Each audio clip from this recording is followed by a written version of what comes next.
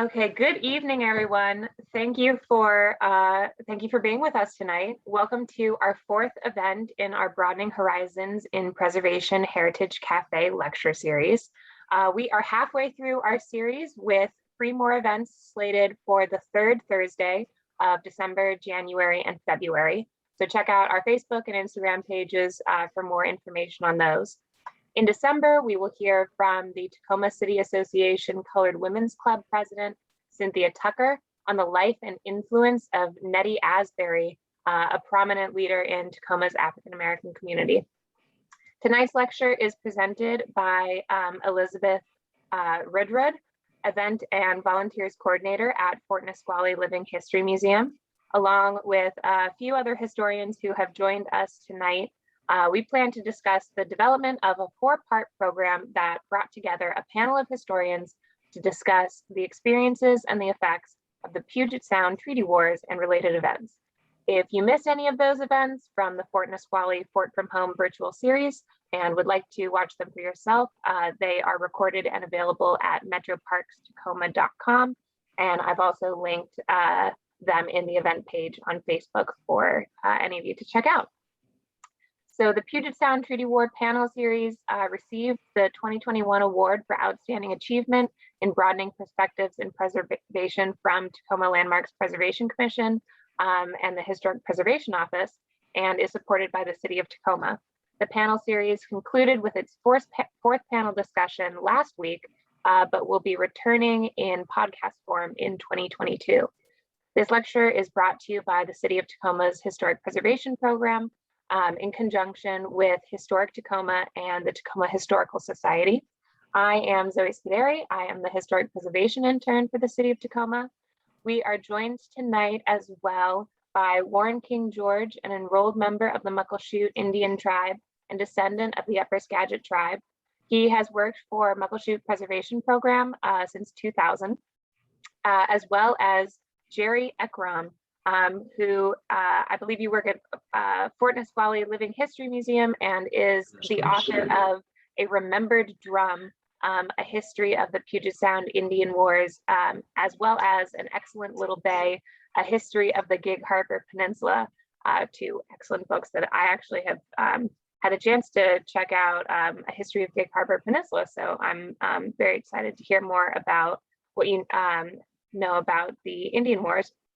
And before we begin, we would like to begin with an acknowledgement that we are gathered today on the ancestral lands and homelands of the Coast Salish people who have lived in the Salish Sea Basin throughout the San Juan Islands and the North Cascade watershed for time immemorial. And through the Medicine Creek Treaty, though the Medicine Creek Treaty of 1854 removed Native peoples to clear way for colonial settlement, they have lived on and stewarded these lands since the beginning of time and continue to do so today. If you have any questions, we ask you to use the Q&A function that we have available on Zoom. And then if you are watching from Facebook, please post in the Facebook group chat, or pardon me, the Facebook comments on the video section. And now I would like to introduce our speaker, Elizabeth Rudrud. Elizabeth has worked in the museum and heritage field since 2010. She currently serves as the Events and Volunteer Coordinator at Fort Nisqually Living History Museum in Tacoma.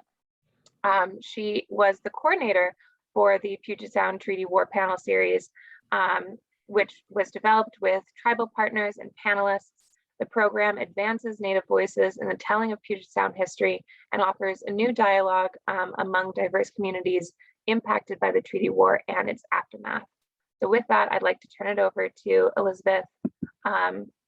Please bring us right into this event or this series and what you guys found from your experience with it.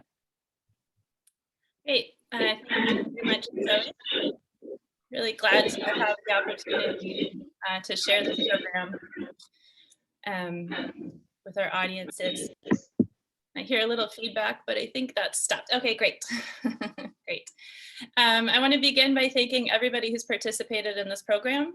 I want to start with Brandon Reenan, who is Assistant Director of the Puyallup Tribe, Jerry Eckram, who's here with us tonight, Margaret Seymour Henry with Squaxin Island Tribe, Charlene Kreis with the Squaxin Island Tribe, Netsie Bullchild with Nisqually, Director of Nisqually Tribal Archives, Warren King George, who is with us tonight. In this program, oh, and Jennifer Ott, our moderator, our lovely moderator who helped really bring this program together, as well as Charlotte Bosch, who was critical to the development of this program with the historic education coordinator for the Puyallup Tribe. I just want to share a brief background of Fort Nisqually for our audiences who may not be familiar. The Fort Nisqually site is a recreation of a Hudson's Bay Company fort that was established in 1833 as a trading post. It was originally established on the traditional lands of the Sequalichu Nisqually people in what is now DuPont, Washington. It was reconstructed during the Great Depression in Tacoma at Point Defiance Park on the traditional lands of the Puyallup people. And we just like to remind folks that Fort Nisqually, where we interpret today, is not the historical site of the original fort. And this is a quote that we love at Fort Nisqually from a Nisqually historian, Cecilia Carpenter. She has a wonderful series of books on the history of Nisqually and Hudson's Bay Company. And her history of Fort Nisqually, she writes that this land is Indian country. The men of Hudson's Bay Company were guests here. And that is absolutely true. Fort Nisqually was a very diverse place and incorporated a lot of communities, both local populations, and had a great deal of representation of folks from Hawaii and Pacific Islands, but also had a really global reach. We had laborers that came from Jamaica. I think Jerry Eckram actually just recently dug up some documentation of some Latino laborers at Fort Nisqually. And we had Europeans, French Canadians. So it was a very diverse community. And like many historically white-led cultural institutions, this history was not always presented or necessarily perceived by our visitors. And to this day, we don't necessarily have that at the forefront of all of our visitors' minds. When they come into the site, they still sort of think of us as often as a pioneer settlement, a pioneer history. They also think of us as a military fort, an American military fort. Neither of those were what Fort Nisqually was when it was initially established. And the museum itself has been working for a long time to address this issue of representation. There's been many years of efforts to increase representation of diverse communities. Some recent efforts have been working with Tacoma Community House and working with immigrant populations through that organization. We've translated some of our brochures into multiple languages so we could reach a diverse audience here in the community. We have a long-range interpretive plan that includes efforts and goals to bring in Indigenous consultants and interpreters so we can, again, advance the native telling of Fort Nisqually history. So that's a little background of Fort Nisqually. And this program really developed kind of as a result of the pandemic. I think that we all saw a lot of opportunities emerge from the challenges that we saw.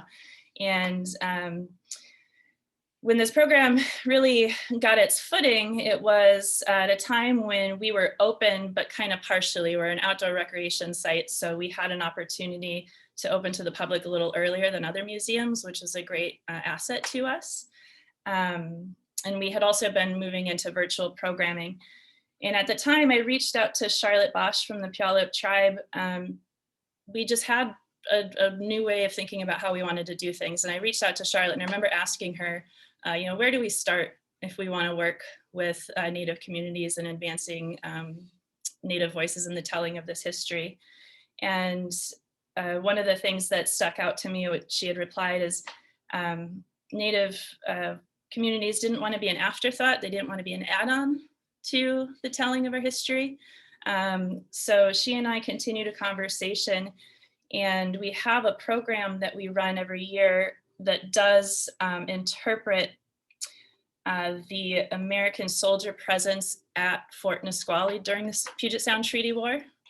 And we use that as an opportunity to leverage that and invite a diverse group of panelists to talk about the Puget Sound Treaty War in their words. So that was really sort of the origins of the program, looking at the opportunities we had and where we could go. It was a very different program for us. It was a new format, not only being virtual, but also being a panel. We had a couple lecture programs, a couple virtual lecture programs that we had been doing since the pandemic. But this was a new one, bringing on a group of historians to talk together and with each other. It was also a free program, which we were excited to offer. We wanted to make sure that this one was accessible. We approached it differently when we reached out to audiences. It wasn't just a Facebook event. It wasn't just a poster. We reached out to universities, tribal communities, high school teachers, community groups to share this program and get it a wide of audience as we could. And it was also a little different for us in that we were very committed to letting our partners drive this program and really make sure that it was a program that they wanted to see move forward. And the program itself has evolved. We have had 4 panels. The first one, we weren't sure if we were going to do second, third, or fourth. So the first one was a big chunk out of history. And we decided to ask these questions of, what led up to the treaty signing, what was, let's talk about the treaty war, let's talk about the aftermath, and let's talk about what it means to come together as a group of historians talking about this event. And we hold regular planning meetings as a group, and we had a debrief session, and it was decided that the conversation needed to continue. So with the following 3 panels, we went back to talk about the Medicine Creek Treaty specifically. We went back to talk about the Puget Sound Treaty War, and then we went back to talk about the continuing impacts of the treaty war in our final panel. It's largely been a great success for us. We've had 1,000 people register for the program across the board. We've had over 1,200 views of the panels on YouTube. We're honored to receive the 2020 Award for Outstanding Achievement in Broadening Perspectives and Preservation from the City of Tacoma Historic Preservation Office. And it's been a really great opportunity for us. And I wanted to talk a little bit audience feedback, what we've heard from audiences. I've got a couple quotes here that have stood out to me. The quotes being that the content of the panels is content that cannot be accessed anywhere else. I loved that you brought different understandings together to share perspectives of an event. One of the quotes was, "This is an awesome program." And a great one that says, "It's helping me look at the place I live in a new way." And these are just wonderful inputs from our audience that we've been enjoying.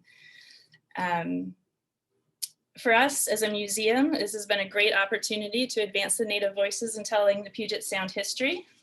It's been a great learning experience for us, and it's allowed the museum to change its language and shift how we think about 19th century history. And it's allowed us to connect with new audiences, with a variety of new communities. We've seen an increase in our registration and our survey respondents who identify as BIPOC, which has been a great thing for the museum as well. And it's just been such an honor. We've worked with a lot of different folks on this program, and we're looking forward to continuing the conversation in 2022 with a podcast. And also this program will be leveraged to a curriculum available to regional educators. So the work isn't done by any means, but it's been a great experience for us, and we're really pleased to have been a part of it. Well, and we are pleased to have this for people to come and check out and get a lot of this information. One of the things I loved, the quote that this is one of the, there's no other way that you can get this information, that this is one of the best ways. And that's what I felt watching a lot of these panels was a lot of the times with oral history or with non-traditional history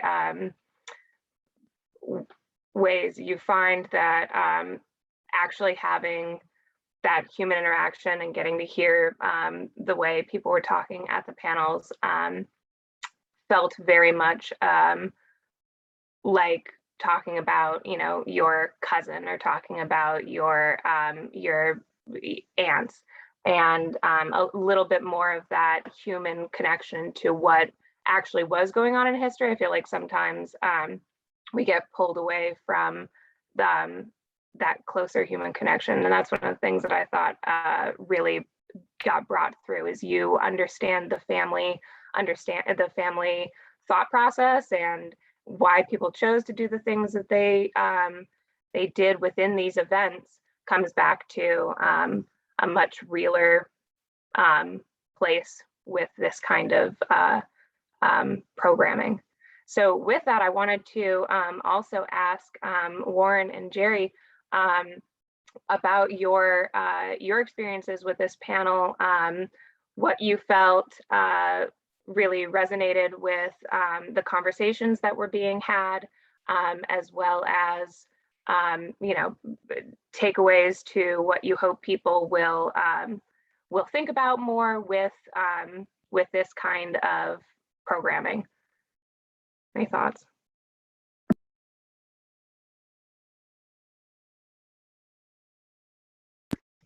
I think you gotta unmute yourself, Warren. There we go. There we go. Yeah. There we go. Well, for me, first, as a non-Native American, was so refreshing to be part of a panel that knew the history so well.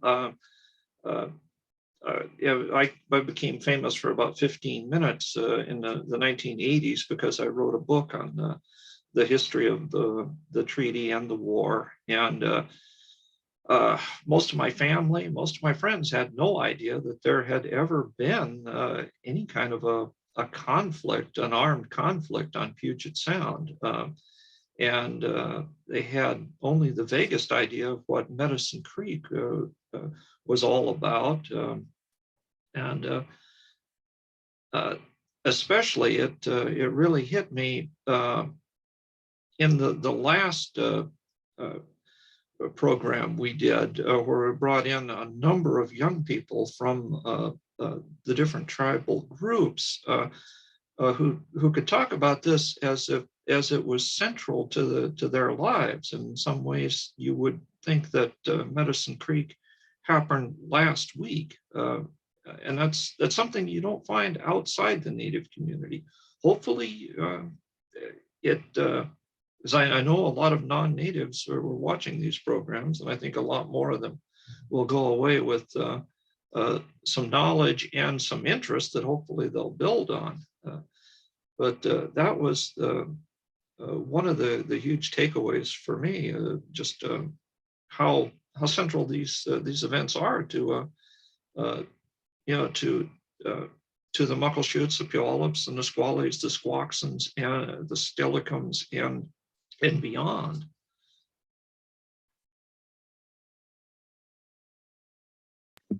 Absolutely. And I think that was kind of what I was, I think you put it into much better words, what I was trying to say more about this deep knowledge of this history. that is so valuable and so precious and important to get out to the rest of the world and the non-native community entirely. I fully agree, and I like that idea. Warren, do you have thoughts on how this information, these one thing that I also thought about is how a lot of the times, yeah, there is this this level of, oh, I didn't know about Medicine Creek, or I was unaware of this knowledge within this area throughout. I find this, in growing up in the K through 12 education system here. It really wasn't until I got to university that I, actually got to experience some Native American history, or like was able to take a class that showed a lot more about the local area and all of this information that I'd missed for almost all of my life. Yeah, any thoughts on how like this is what we can do with programming like this to make those strides and be able to figure out larger spheres of this knowledge?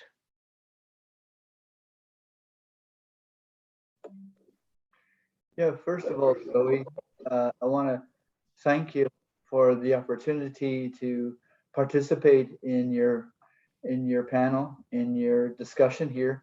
Also, big thank you to Elizabeth for providing an invitation as well, and getting to work with you one more time, Elizabeth. I love it. Yeah, Jerry, I loved your response. It's always good to see you too, Jerry. I appreciate the opportunity to work with you again. So, Zoe,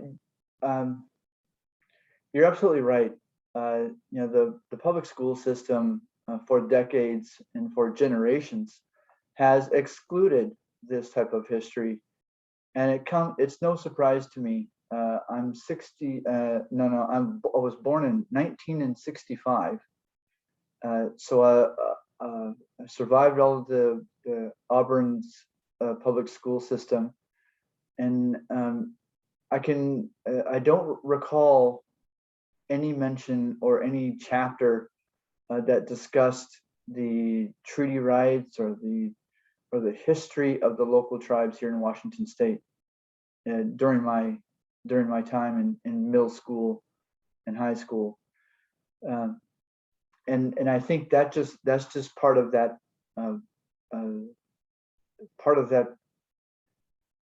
effort from decades ago, that was to suppress anything to do with Native Americans. It's just a part of that.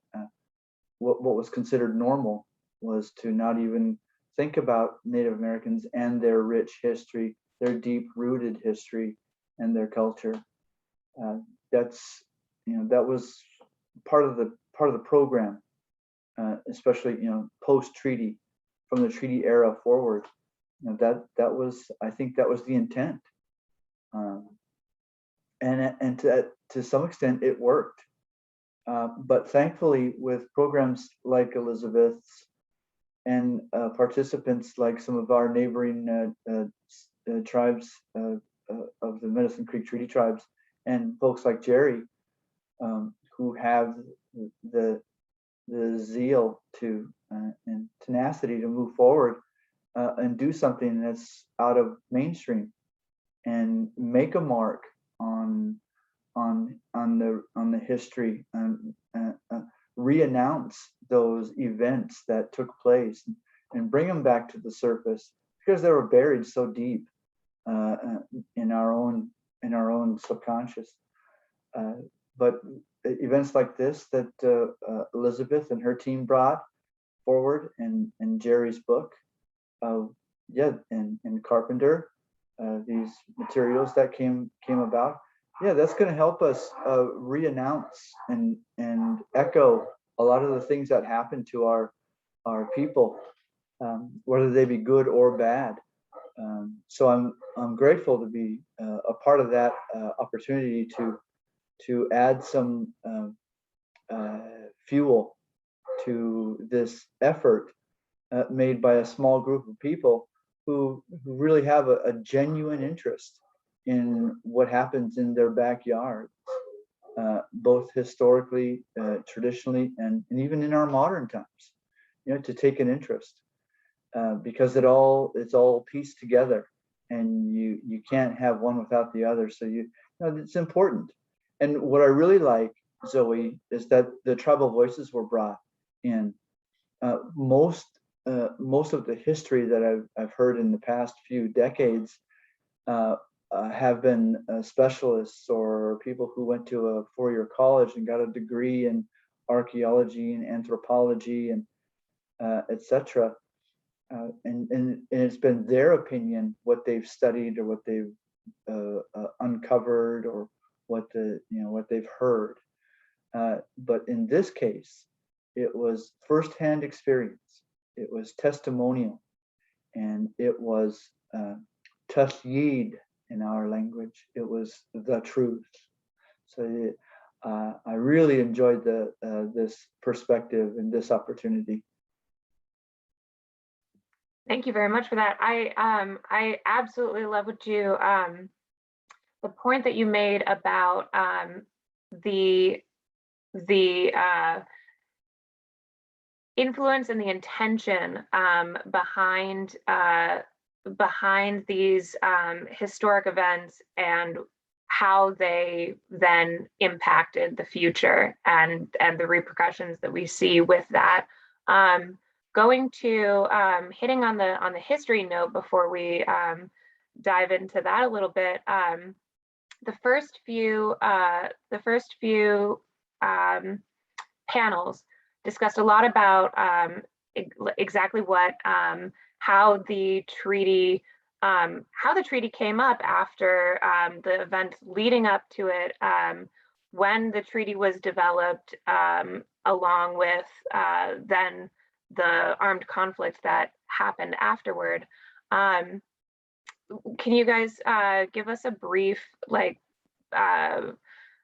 intro into or flash into the past of what it was like when first we were there was the first meetings with the Hudson Bay Company, and then as that transpired, how white settlement throughout how that then came through in this area, and the experiences from that.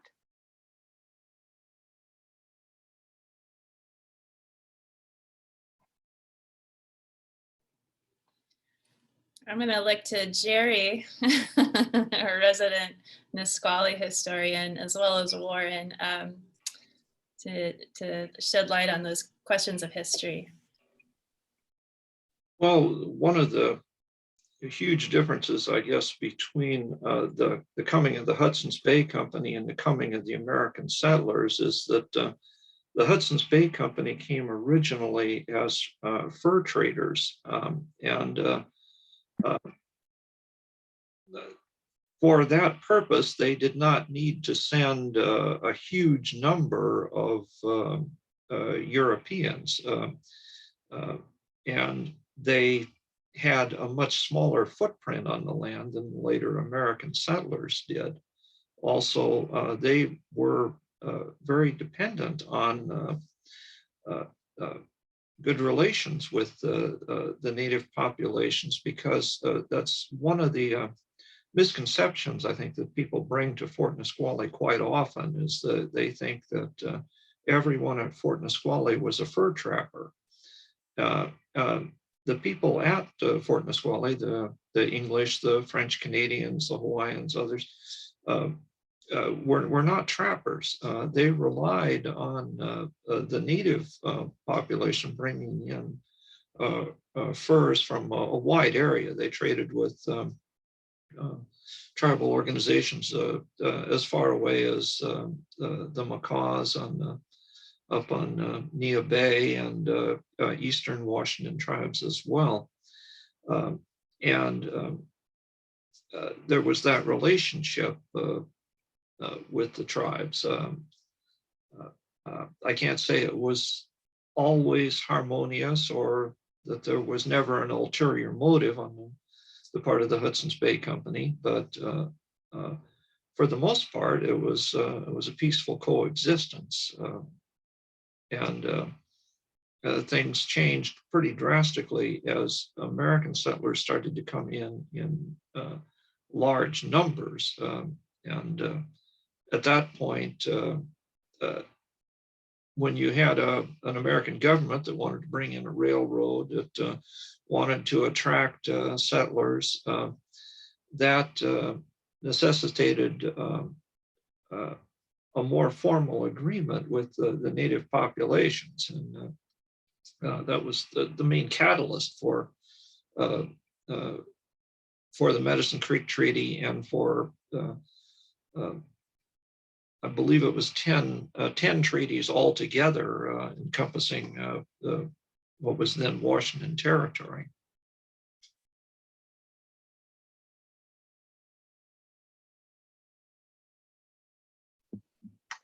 Excellent. And so I see with that concept of land and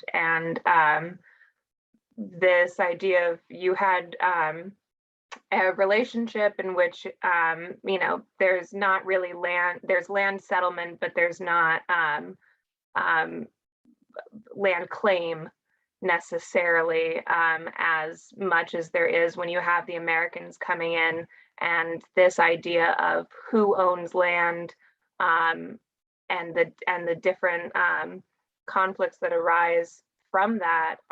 Warren, is there anything that you can share on, the Native experience at this time, how they reacted to people coming in and saying, nope, actually this is going to be ours, and sort of the political things that they use in order to make these potentially make these treaties later on, but that those first interactions and experiences from a Native perspective. Anything on that? Yeah, so I agree with Jerry, his synopsis that there was an opportunity pre-treaty. This area was rich with natural resources and essentially untapped because the native because of our ancestors were well aware of best management practices before they became an actual policy or before they became a law.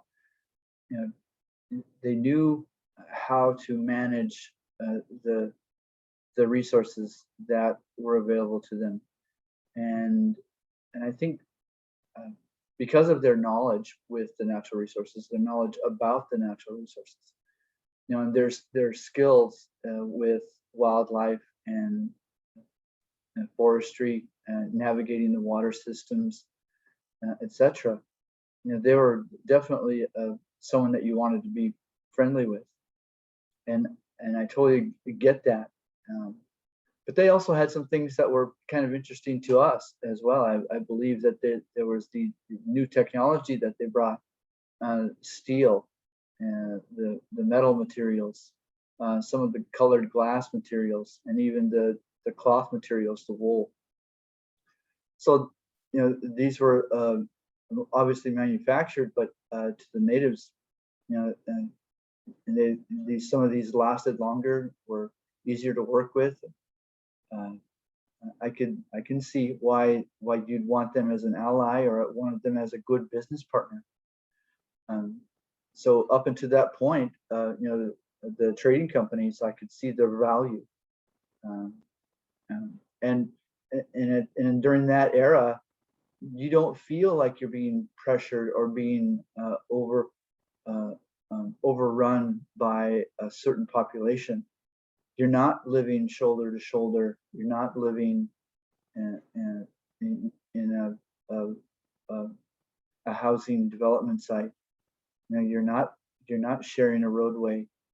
I'm sure that what was considered a neighbor back then, defined back then, certainly doesn't apply to how we define a neighbor today.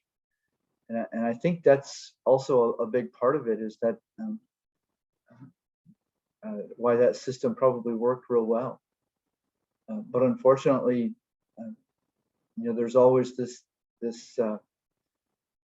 there's always, I guess you could call it a sickness for wanting more. There's this, I think the word that might apply is greed, and oftentimes that clouds your good judgment. And I think in this case, that's what happened. So some good judgment and better judgment got clouded by this opportunity of what appears to be a never-ending resource in what was once here in the Pacific Northwest.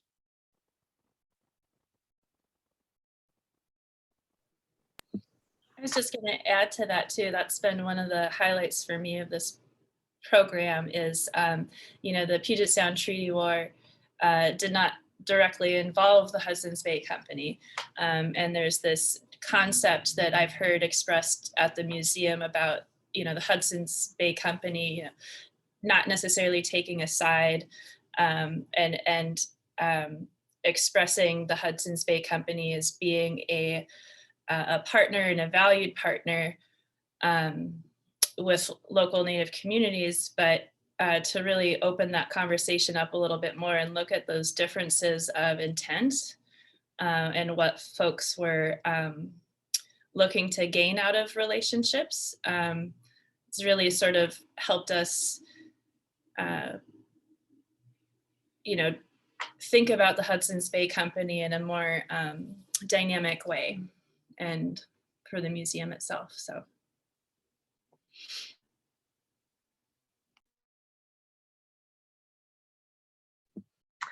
I think there's sometimes a question of players on a stage in history and assigning certain characteristics and wanting to figure out what motives are in sometimes a simplistic way. And I think that one of the great things about this panel was that you really got to see that there are so many other factors at play and so many large motivations from plenty of different places coming through.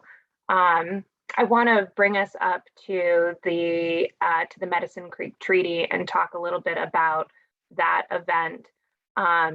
How the treaty came about to be signed, the part that Governor Stevens plays a little bit in this, or very largely plays in this, and then with that, what kind of impacts we see immediately after that leads us into our events. As well as the larger impact that you see from the Medicine Creek Treaty and these wars.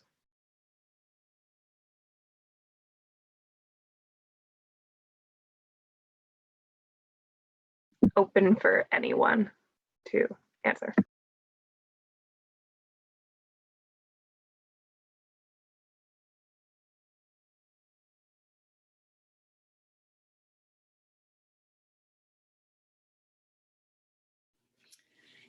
Well, I'll just say there's a wonderful program on YouTube that covers this too. If the panel program is there. And what's really wonderful about the program is the variety of voices that contribute to the discussion to answer those questions. Jared, do you have something to add? First off, Medicine Creek was the first treaty that was undertaken by the territorial government in Washington. And they got some things right and quite a few things wrong. They learned a little bit, I think, each time they made a treaty. One of the drivers here was that Governor Stevens was answerable to political officials in Washington, D.C. And one of the things that they had begun to try to enforce was consolidation of tribal groups. That their feeling was there were too many reservations, too many tribal identities. And that might be the view from the other side of the country. On the ground, you had people who knew that basically, these tribal organizations are not all the same. They're not, you can't, what works for one does not work for all. They had different resources upon which they were dependent. In some cases, languages that were different, and it was a mistake. First of all, I think to try to consolidate more than should have been consolidated. Also, it was coming.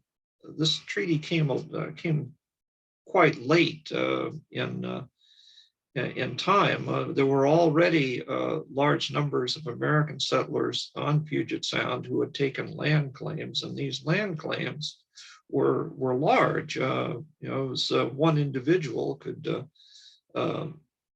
claim 160 acres of land. A married couple could claim 320 acres of land. You had a situation where a large number of those had already made formal land claims. They had the piece of paper that they could wave in the air saying, "This is my land and nobody can take it from me." Then you had Governor Stevens, trying to create reservations around those land claims. In a lot of cases, everybody wants the same resources quite often, access to water, access to resources, and the same thing that made the land attractive to American settlers had also made it attractive for thousands of years to the native populations. So already you had different needs, different expectations coming into conflict, and also the treaty was negotiated in what was called Chinook Jargon, which is a 500 or so word language that was created for simple trade. It was a way that different tribes who didn't speak the same language, it was kind of a shorthand that they could use to communicate basic ideas. 500 words is not a great resource to try to explain concept of land ownership that is completely is completely different from anything that had been on Puget Sound before. Now I've gone on too long already. That's one of the feedbacks I saw quite often in the panel is the white guy talks too much, and I agree with that.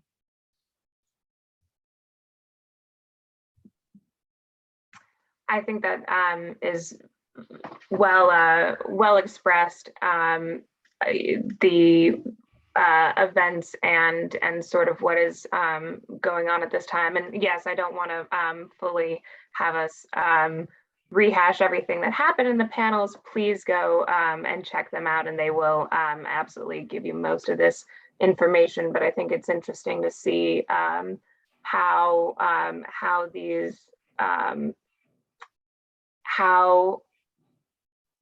people were experiencing new concepts and clashing ideas, and in what ways they were coming about. Exactly what you're talking about, where is it miscommunication? Is it deliberate? You know, is there, if you're going, trying to build a treaty off of, you know, a 500 word lexicon, where is the motivation and intention? And I think that this panel absolutely gets into all of those topics within that. And yeah, I want to you know, bring it back to what the purpose of this programming is, which is to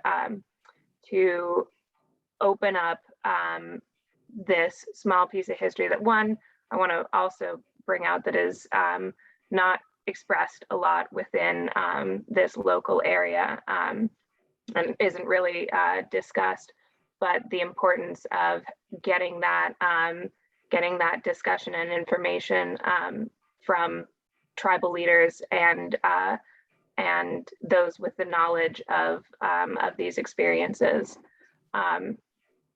Warren, is there anything that you would like to share on this as well, or Elizabeth, on what this programming then does for our future, and what we're hoping to. I know we've got curriculum coming out of this, but where are we hoping to bring this discussion in the future?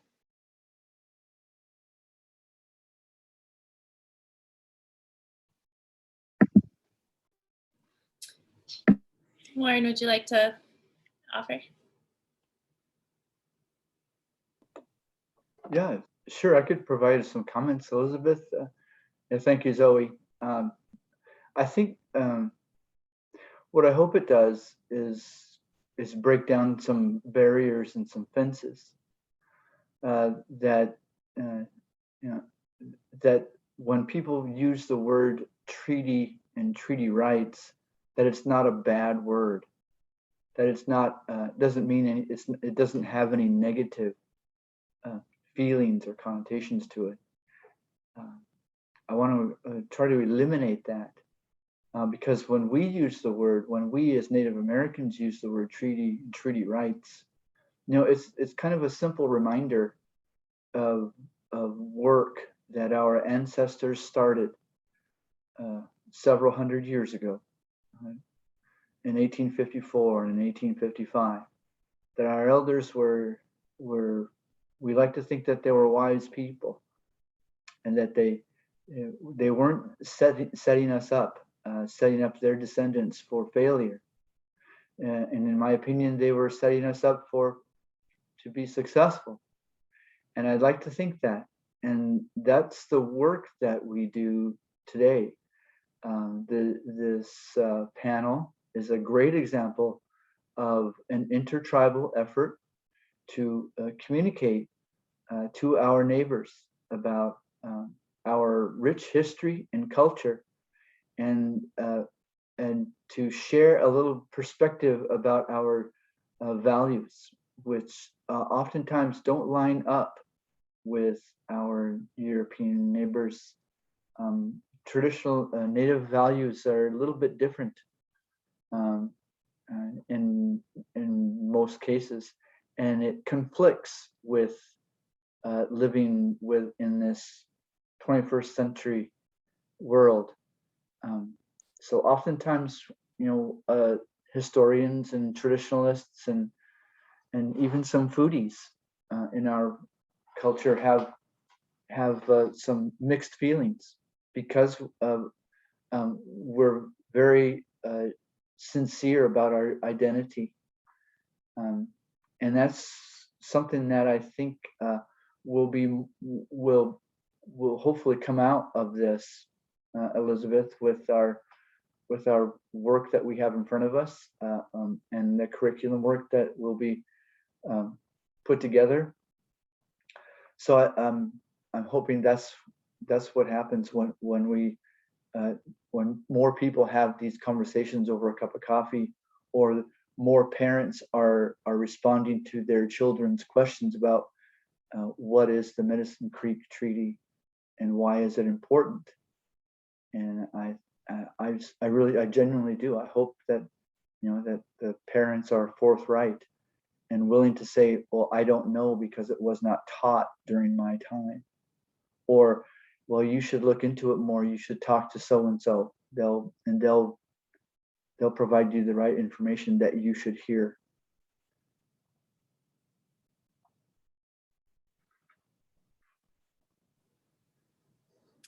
I would like to add there too. Lauren mentioned treaty rights and treaty being understood in a different way, and being understood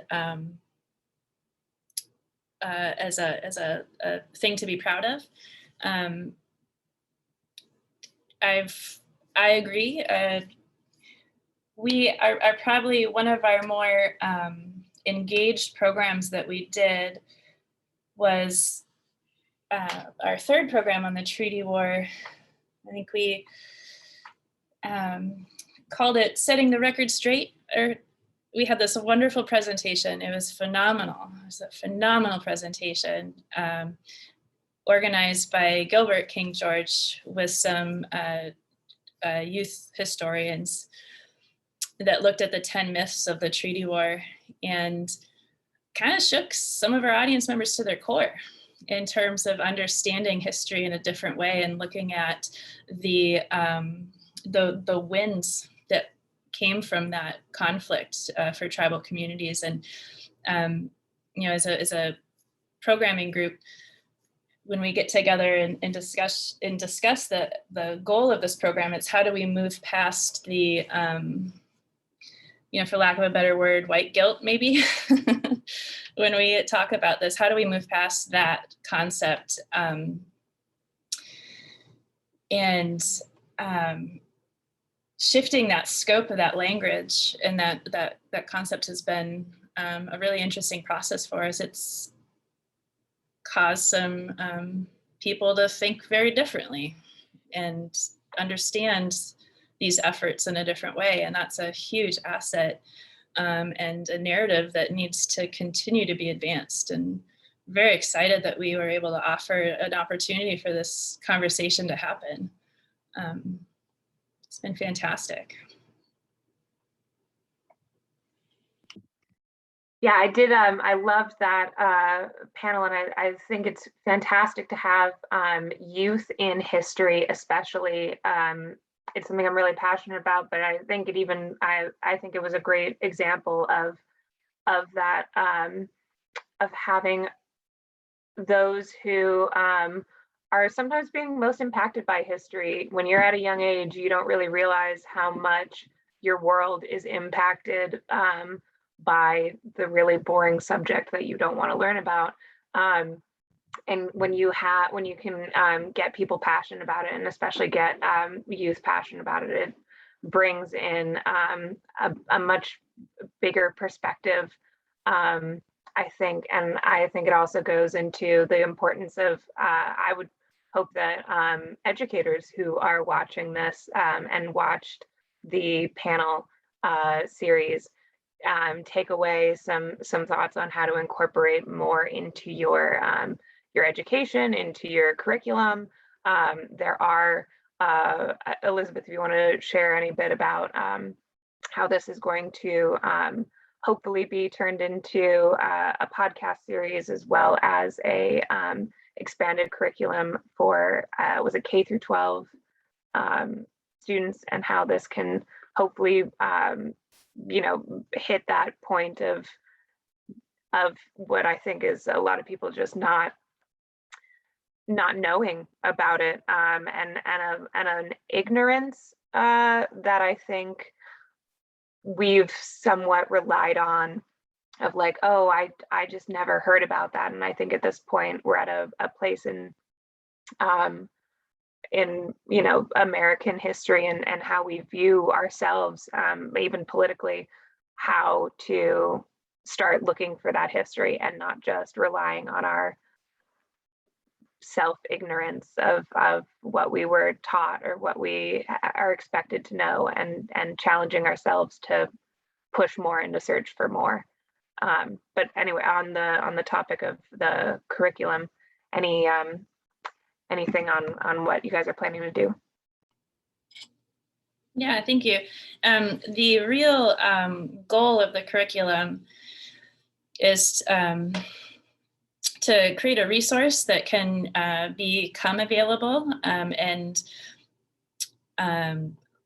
sort of lessen burden on some of these organizations that are being reached out to talk about this history, but to use this as a chance to kind of create a place for it. So it can be a great resource going forward.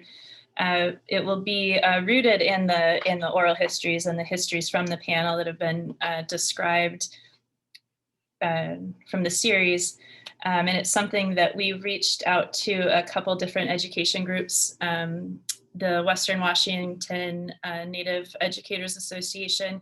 We sent out a survey to ask teachers what their needs are in terms of this curriculum.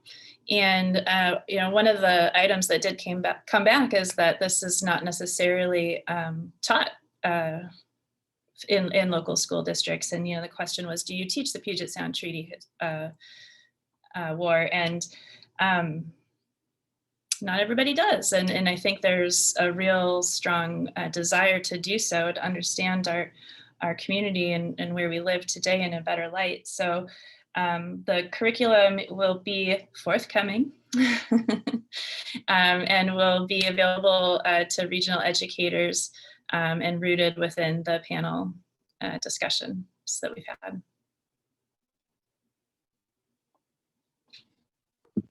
Excellent. Awesome. I'd love to hear that. So of course, keep in touch on all of the programming. There are links that I'm going to drop in the Facebook event. So check back there, and then keep on Fort Nisqually and Metro Parks's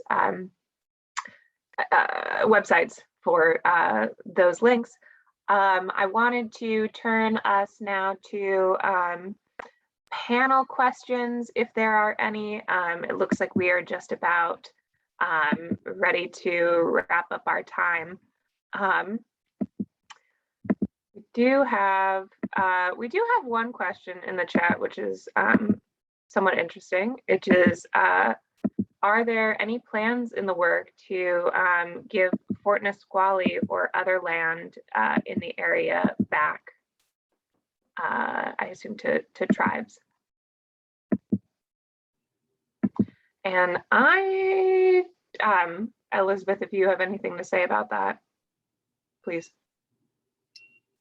I don't believe there are. I did see a really interesting article about Nisqually efforts to get some parks back, but do not believe there are efforts to get. And Fort Nisqually, currently the Living History Museum is within Point Defiance Park. And the original site of Fort Nisqually is preserved. I believe, Jerry, if it's operated by the DuPont Historical Society, do they have, who owns the land of the original site? Well, I know for a long time, at least back in the 1980s, the land had been deeded over to an organization called the Archaeological Conservancy that basically administers land that's known to have high historical significance.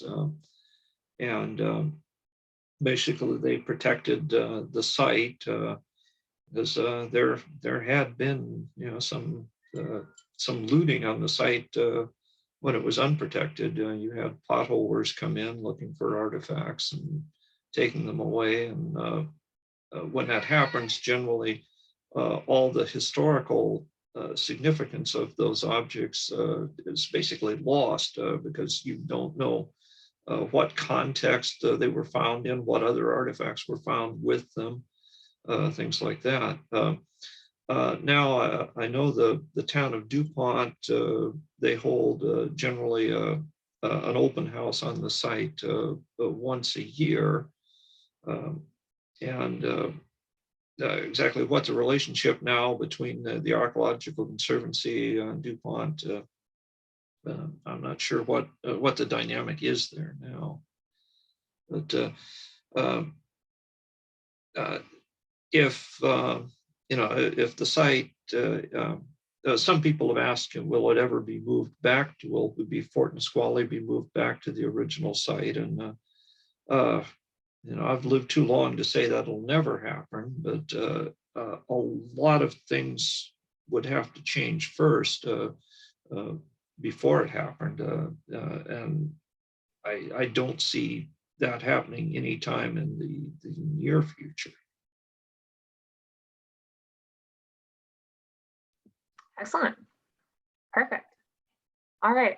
With that, I don't think that we have any other questions. So I want to thank all of you again. I want to thank Warren and Jerry for your knowledge and expertise that you added to the panel, as well as to this panel, of course. And thank you for coming to speak more about this whole series outside of it and on your time. We really appreciate it. Elizabeth, thank you for coming and speaking to us and helping me put this together, as well as the tremendous work that you guys have all done to build this whole series. I'm so excited to have it be out there. I think it's a fantastic piece of history and of history making, of contextualizing. And I hope that we see more of this kind of work in Washington and elsewhere in the country. Anyone else, any last words that you guys would like to say before we go? Just, I'm so grateful. Oh, sorry. Let's see, am I? No, I'm unmuted. Mm-hmm. I'm just so grateful that this has happened, that Warren and the other panelists have come in to share things that would just not be found any other way. Warren and the others can bring in family stories that would just not be accessible beyond that. So when we can go beyond the printed word and open up a whole new narrative, that's great. And history is a really big book. I mean, there is room for all sorts of stories there. The settlers have, well, there's all kinds of ways you can look at those settlers too. And they're part of the story.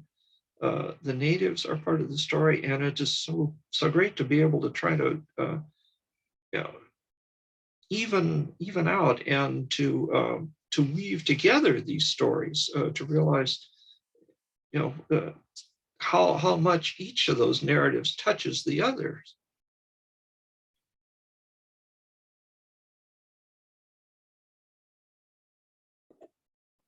Yeah, thank you, Jerry. And just in closing, Zoe and Elizabeth, what an experience. It was an intertribal experience. I know that there's a lot of folks out there who think that all tribes get along and we all sing the same song, and no, it's just the opposite, actually. And so what made this project even that much more important is that we all had to put aside any differences that existed, or any differences that we held on to, any grudges.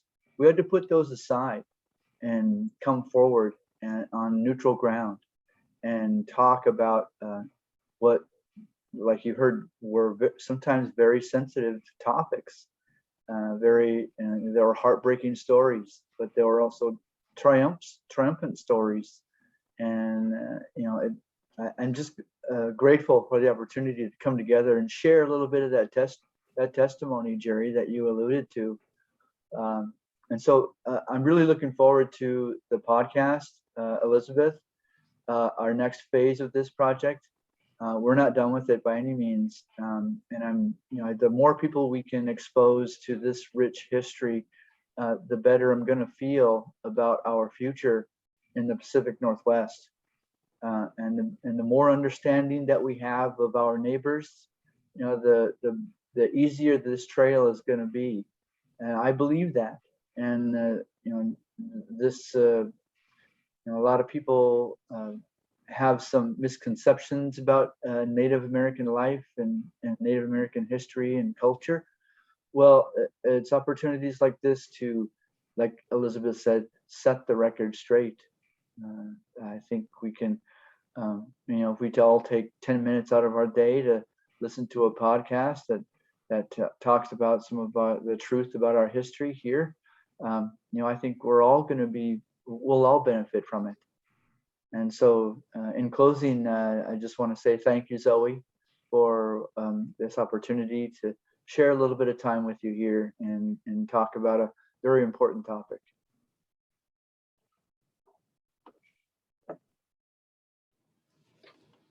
Yeah, thank you, Zoe. And thanks, Warren, for being a great promoter of the upcoming podcast as well. I failed to mention, touch on that, but I really appreciate that sentiment that this conversation is going to continue, and appreciate the opportunity, Zoe, to share the program with the City of Tacoma Reservation Office and everybody. Thank you.